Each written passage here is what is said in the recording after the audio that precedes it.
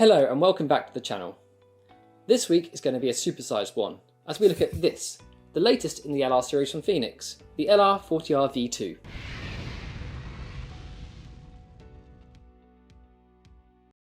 So another upgraded model from Fenix, and from the outlook it looks very similar to the original model, but we've actually got some major changes here. So let's jump in and have a look at what they are.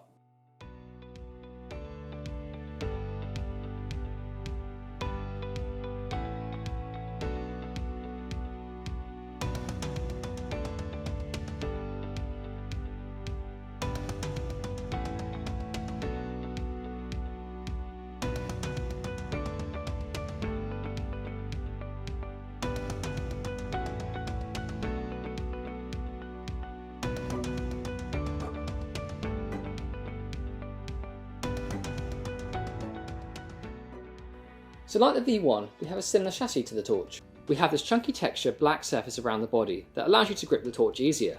And up the top around the head, it allows for cooling thanks to the thinning elements. On the back, we have the rubber cover covering the charge port. We then have a similar silver crenulated bezel too. In the head, we have the same setup as before, with the ring of floodlights and then a large central reflector and LED. But aside from that, that's where the similarities pretty much end. Let's carry on with the head and see what's new. Output in this light has vastly increased, offering an extra 3000 lumens, making it a 15,000 lumen torch. That's like adding another C7 into the mix. We can also see that Fenix has done the responsible thing by adding a proximity sensor into this light. We'll come back to that in a bit. The LED in the spot beam is an SFT70, the same as you would find in a PD36R Pro, where the 16 LEDs in the ring are LumiLED's HL2Xs.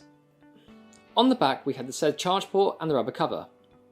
You have a USB-C port for charging and a USB-A port for discharging, allowing you to charge other devices such as a phone. Sadly, it doesn't look like they're using USB-C to C charging on this one, so you won't be able to charge your phone as fast as say an LR50R or an LR80R. But using the other port, it still charges pretty fast. Another important thing to note is the battery in this torch is sealed and not replaceable. It does have a large 10.8 volt 5000 mAh battery. That's the equivalent to 15,000 at 3.7 volts, so there's plenty of runtime, but sadly it does mean you can't replace those batteries. We now come to the switch. Gone are the two buttons, and now we have this new rotary dial. Above the switch, we have the charge indicator. We have a nice 5-light indicator to show the remaining power level. When it finally hits the last bit, it will drop down to eco and run until the battery is fully drained. Runtimes are on the charts until it hits 10%, as dictated by ANSI. With that, we'll move on to operation. So when not in use, the toggle switch should be on the lock mode, indicated by the padlock symbol. When you rotate it clockwise, it will turn on to the spotlight mode. A further rotation will activate the floodlight mode, and then the final rotation will activate both the spot and floodlight in combination. So with the dial, you select the setup you want, and then using the button in the middle, you select the output you wish to use.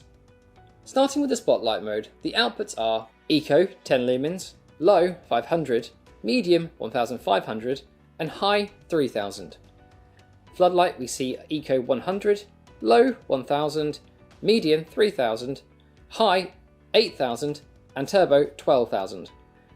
And in the combination mode we see Eco 300 lumens, Low 1500 lumens, Medium 5000 lumens, High 10,000 lumens and Turbo a massive 15,000 lumens. I'll put a slide in here with all the runtimes and distances, and so you can pause and check that out. One thing to note is that the furthest distance on this is controlled by the spot beam. The floodlight doesn't add anything to it, so if you're looking to reach the furthest, just use the spotlight mode. We finally have the strobe and the SOS mode. This helps you to deter unwanted guests, but also allows you to be spotted in an emergency.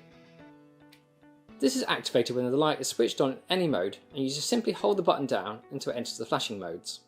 It will initially come on in strobe. To turn the torch off in any mode, you can simply hold the button down and the light will switch off, or you can switch it back to the lock mode. So let's go back to that proximity sensor I mentioned earlier.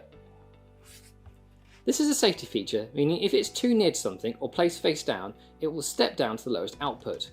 This prevents a torch at high levels burning something, for example. Whilst it does have heat sensors inside the torch, anything soft like a down jacket or a sleeping bag, for example, will probably suffer if you do place it face down. When this sensor was initially launched on the LR80R, it had a few issues in the rain. Fenix have now updated models on this, so now you can turn it off if you wish. Just simply hold the button down here for 10 seconds till the spotlight flashes 8 times, indicating the sensor has been turned off. Do the same again till it flashes twice, which indicates the sensor has been turned back on.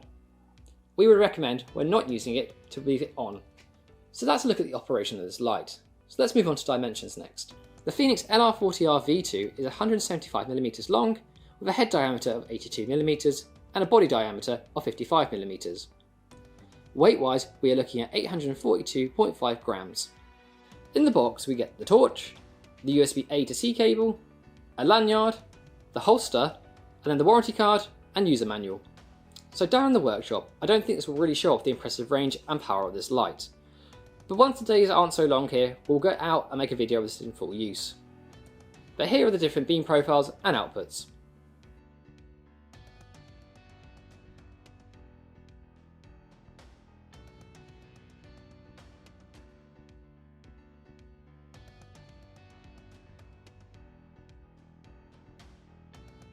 So that's an overall look at the LR40R v2. It's got several areas that we like. That dial is certainly a nice looking feature. But for fans of the original model, there's some things that we'll miss. With the 2-button setup, you could vary how much spot and how much flood you wanted. So for example, if you were looking for someone at range, but needed someone to light the ground around you, before you could set a lot of spots and a little bit of flood to help you navigate.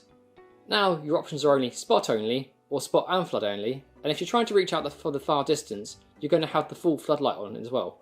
Having it on in full whack will certainly eat up the battery quickly.